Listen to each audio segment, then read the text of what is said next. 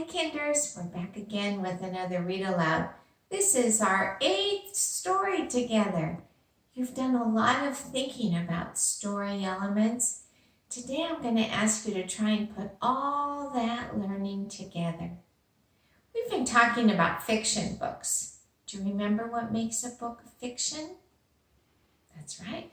It's when the author makes up the book from their imagination. It's not filled with facts. It's something that somebody made up. There are certain things that a fiction story always has, and we've talked about those things. We've talked about the setting, the main character, and usually fiction books are always set up with a problem and a solution.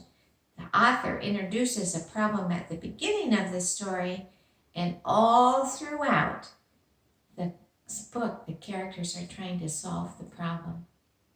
Today, when I read the book to you, I want you to see if you can come up with all 3 things. Remember, the setting is when and where the story takes place.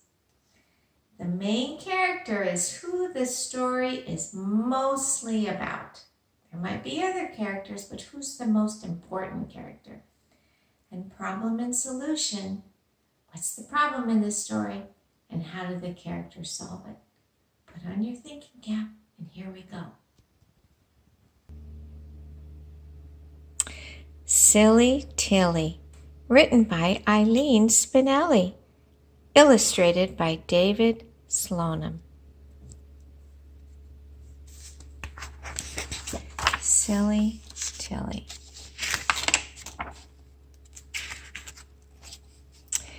Tilly was a silly goose, a daffy down and dilly goose, who took her bath in apple juice.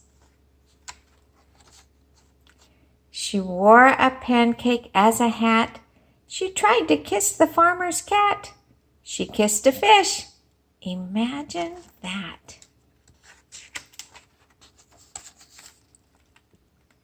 Tilly liked to tickle frogs and kick a pickle to the hogs, and hop on top of soggy logs. She combed her feathers with a rake. She sailed pig's pail across the lake. She sat on Rooster's birthday cake. One day her friend said, "That's enough. Enough of all your silly stuff." Their barnyard voices sounded gruff. No more naps in scarecrow's pants. No packing Piglet off to France. No yodels at the harvest dance. The weeks went by, and Tilly Goose stopped being such a silly goose. "Good job," said Cousin Billy Goose.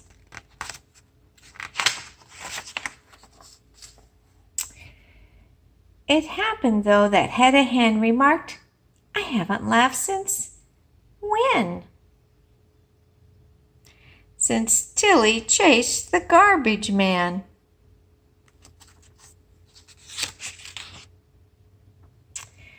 "Since Tilly sneezed," said Harvey Goat, "and blew the fleas from Farmer's coat, and set his underwear afloat." "It's Dolesville on the farm, no fun." "I think I speak for everyone," said Horse. "I know what must be done." And so they did apologize with quacks and oinks and heartfelt sighs, to Silly Tilly's great surprise. Now Tilly's back to her old ways. She soaks her feet in mayonnaise and sleds downhill on cookie trays. She glues blue glitter on the plow and turned 6 cartwheels on the cow. and all the farm is happy now.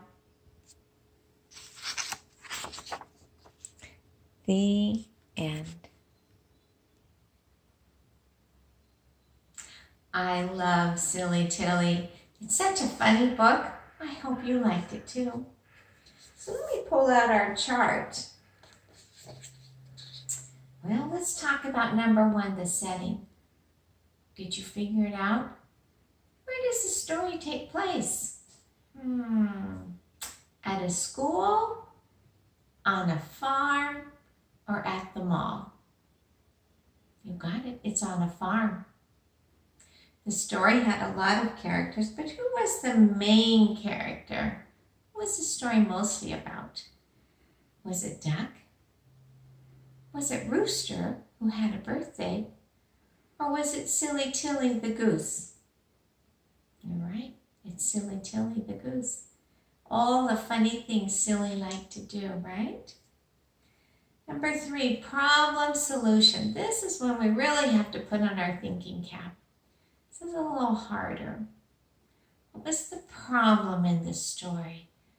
What did the animals want to change? That's right. They got tired of Silly Tilly's silly things that she did all day. But then what did they really find out? They missed all that fun on the farm. What was the solution? Do you remember they all went to the barnyard and apologized to Silly Tilly? Now she's back to her fun ways.